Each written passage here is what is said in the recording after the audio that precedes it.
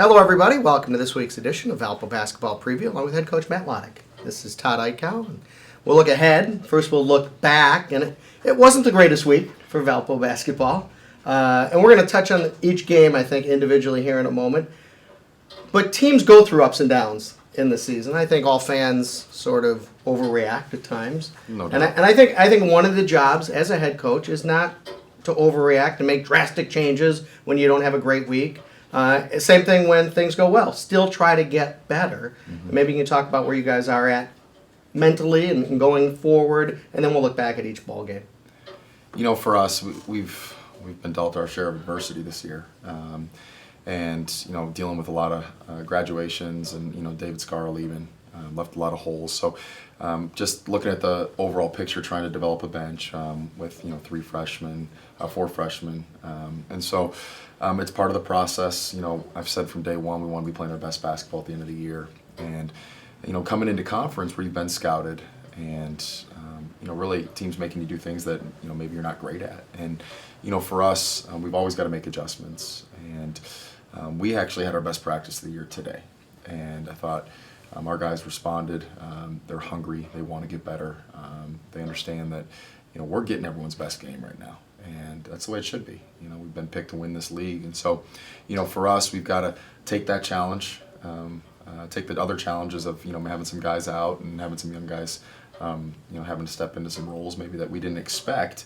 But at the same time, you know, deal with it and power through it and continue to be the best team we can be. As we look back at Oakland, and they're 3-0 now in the league, Yeah. they were fortunate to win on Sunday at UIC. No doubt. So obviously, they're not a team that's in all likelihood they're going to run right through it, but also in all likelihood you're going to have to beat them in February at their place.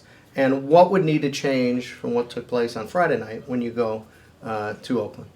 Well, you know, we're working on us and Youngstown State right now, but we'll worry about that Oakland game when it comes. But, you know, for us, ball security, you know, we have been turning the ball over like crazy. And so just valuing the basketball, valuing possessions, and then you know, really getting good offensive shots. You know, right now we're not shooting it great from the outside, so just trying to manufacture offense in other ways. You mentioned offense. I think Alec Peters played a fine game against Detroit. I think he did a lot of obviously positive things. He keeps having double-doubles.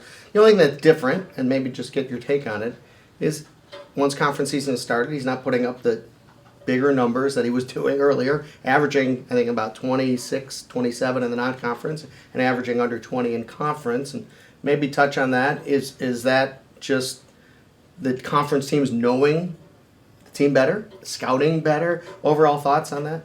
You know, I think, you know, right now teams are keying on Alec. They're not helping off his screens. You know, he does get some screens. They're running 2 guys at him. So he's also leading us in assists in conference as well. So, you know, Alec, we're asking him to do a lot, and you know, thankfully he's willing to do it. And so, you know, for us, you know, we've got to get other guys playing better to take a little pressure off of him. And when that happens, you know, he's going to be ready to respond. There's no doubt. He only had 9 shots against Detroit. And I think, I guess the fan base says, how does Alec Peters only end up with 9 shots? You would like him to get more shots, obviously, than that. Are there things you can do when teams are keying on him to get him more shots? I mean, you know, the reality is once other guys start making shots, I think Alec's shots will come. You know, once they have to help off Alec, and you know, we've got to do a better job of moving the basketball. We you know broke down film a lot. I think that, you know, although, you know, we're driving and we're drawing a lot, if we could kick it out and maybe try to work on, you know, some hockey assists. I think some guys are, you know, driving, I need to make the play. No, you don't necessarily do. You need to make it and then maybe let the other guy make the play. And so, you know, working a lot on that. Again, you know, just a lot of different pieces this year. And, you know, we love it. And we love the challenge ahead of us. You know, I think, like you said earlier, people do tend to overreact to wins and tend to overreact to losses, and so we're taking this in stride. Haven't played well, but the reality is, you know, we're 2-1 in league. All right, and you said, hey, we're worried about Youngstown State right now. No doubt. So let's kind of X and O that game a little bit. We know that they have an all-league player, Cameron Morris, big-time talent. I would assume, you know better than me, that starts with him and trying to slow him down to have success on the road. Yeah, I mean, you know, he's a great player, but the other thing is they've got really talented offensive players. I mean, they shoot the basketball extremely well.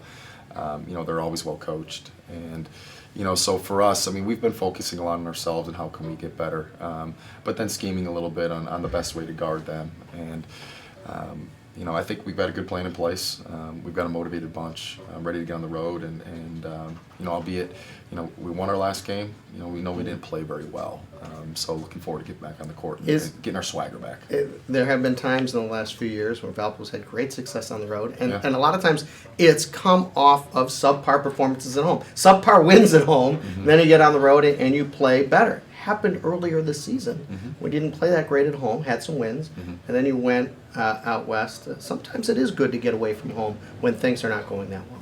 Well, I think anytime you maybe underperform or you lose, can refocus you. And not only as players, but also as a staff. And so we've had, like I said, today was a fantastic practice, and excited to take the court again and watch some of our young men perform. All right, good luck this week. Thanks, Todd.